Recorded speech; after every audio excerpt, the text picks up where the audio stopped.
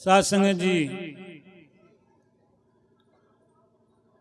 आप सभी उपस्थित महापुरुषों के, माताओं बहनों के चरणों में दास का नमस्कार। साथ संगत जी,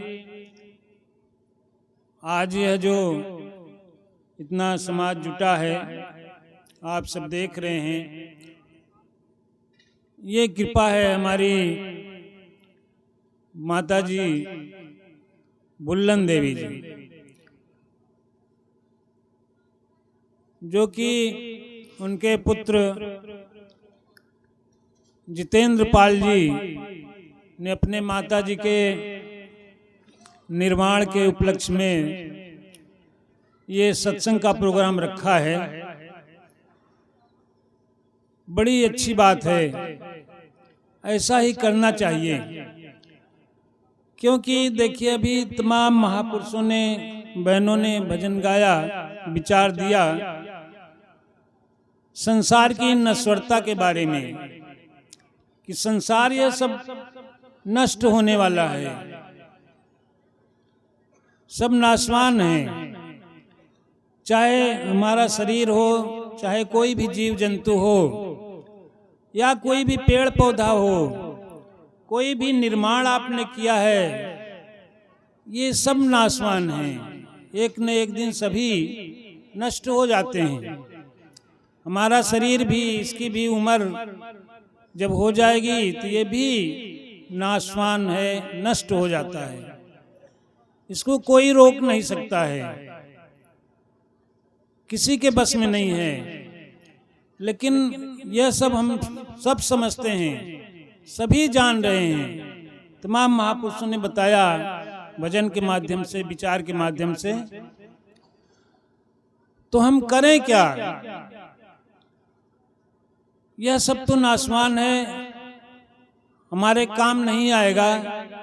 जब तक हमारा शरीर संसार में है, तब तक उसका उपयोग कर सकते हैं, अच्छे रूप में या खराब रूप में, अपने स्वार्थ के लिए या किसी की भलाई के लिए उपयोग कर सकते हैं। उसके बाद छोड़ना ही पड़ेगा।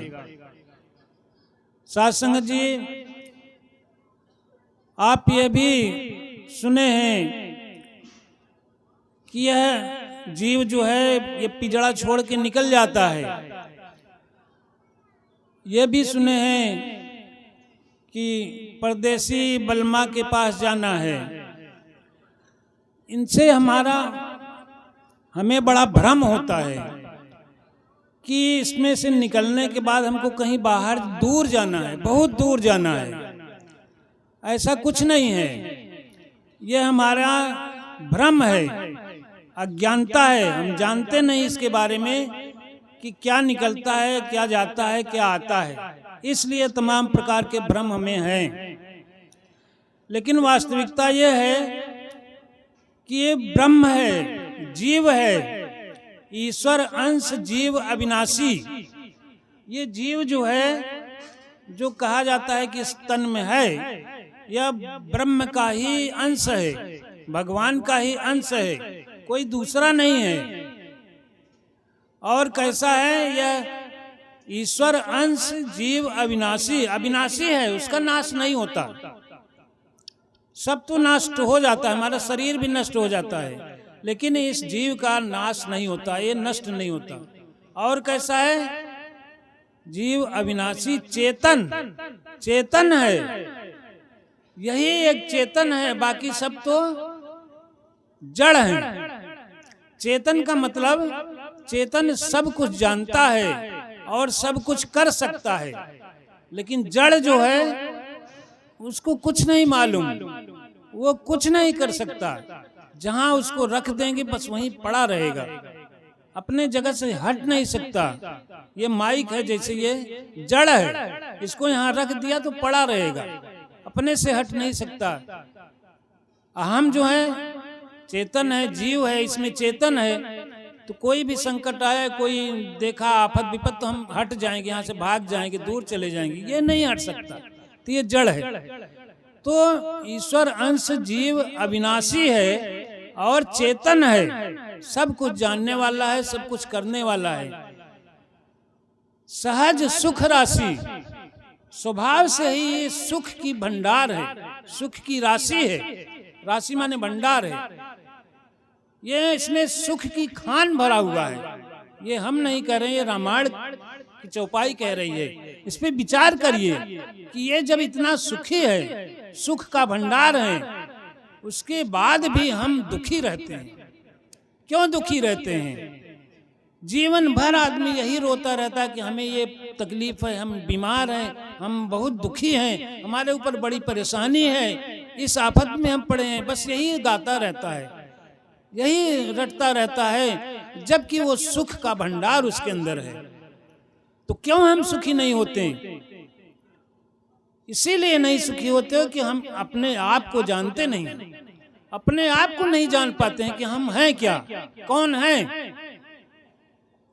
और जबकि यह रामायण की चौपाई कह रही कि ईश्वर अंश जीव अविनाशी, हम ब्रह्म ही है, परमात्मा ही है, लेकिन अज्ञानता है हमारे अंदर, इस चीज को हम जान नहीं रहे हैं। और जब जान जाएंगे तब यह पता चलेगा कि हमको कहीं जाना नहीं रहता, कहीं से आना नहीं रहता। केवल गीता कह रही है कि वासांसि जीर्णानि यथा विहाय। क्या कह रही है गीता? कि जैसे ये कपड़ा है, हम ये कुर्ता पहने हैं, ये कुर्ता जब पुराना हो जाएगा, फट जाएगा, तो इसको हम छोड़ देंगे, उतार के दूसरा धारण कर लेते हैं, दूसरा नया कुर्ता पहन लेंगे। इसी तरह से ये जीव है, जब ये शरीर जर्जर हो गया, बुढ़ा हो गया, अशक्त हो गया, काम नहीं कर सकता, असमर्थ हो गया, तो ये इसको छोड़ करके, इस शरीर को छोड़ करके दूसरा शरीर धारण कर लेता है। ये गीता कह रही है। तो हमारा नाश नहीं, ये जो जीव इसमें है, ब्रह्म है, इसका अंश है, इसका नाश नहीं है। वो केवल एक कपड़ा छोड़ करके, एक वस्त्र छोड़ करके दूसरा धारण कर लेता है। अब बात यह है कि अगर हम इसको जान गए, अपने आप को जान गए, तो हम इससे भी मुक्त हो सकते हैं। दूसरा शरीर धारण करने का मतलब 84 लाख योनियों में हम पड़े हैं। कभी मनुष्य बने, कभी कुकर बने, कभी हाथी बने, कभी घोड़ा बने, एक शरीर को छोड़कर दूसरा धारण कर लेते हैं। आवागमन के चक्कर में पड़े रहते हैं। हमारा दुख नहीं दूर होता, शरीर भले बदल जाता है, लेकिन कष्ट सहते रहते हैं। तो इन सब से निजात पाने का एक अवसर ये है सत्संग, सतगुरु का ज्ञान। अपने आप को जान लीजिए कि हम वास्तव में हैं क्या। तो जब इस चीज को जान जाएंगे, तब आवागमन से मुक्ति मिल जाएगी, एकदम छुटकारा मिल जाएगा। आपको फिर जन्म मरण दोबारा नहीं है, एकदम निर्वाण हो जाएगा। कहते हैं कि सोई जानई जहि देव जनाई, जानत तुम्हें हो जाई। वही जान सकता है। क्या जानना है? भगवान को, अपने आप को जानना जरूरी है, तभी दुख से छुटकारा मिलेगा।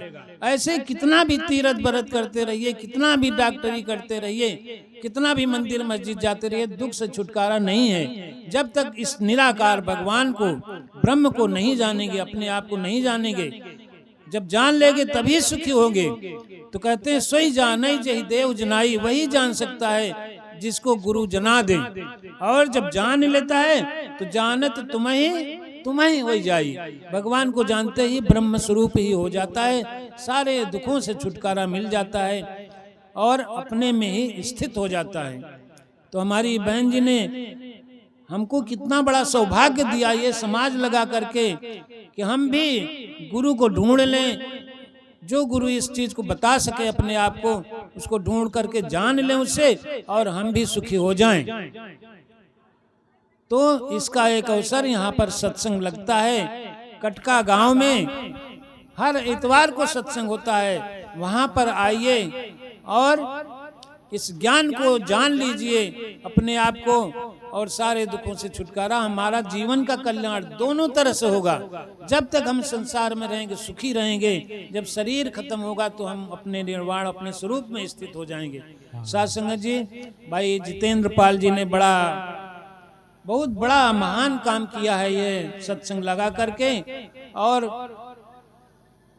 उनसे भी निवेदन है कि वो भी अब सत्संग में हमेशा आया करें। इस माता जी ने उनको इस ज्ञान से जोड़ दिया है तो उसका लाभ लें, उसका फायदा लें और सारे परिवार के साथ सुखी हो जाएं। साथ संगत जी प्यार से कहिए सद्गुरु भगवान की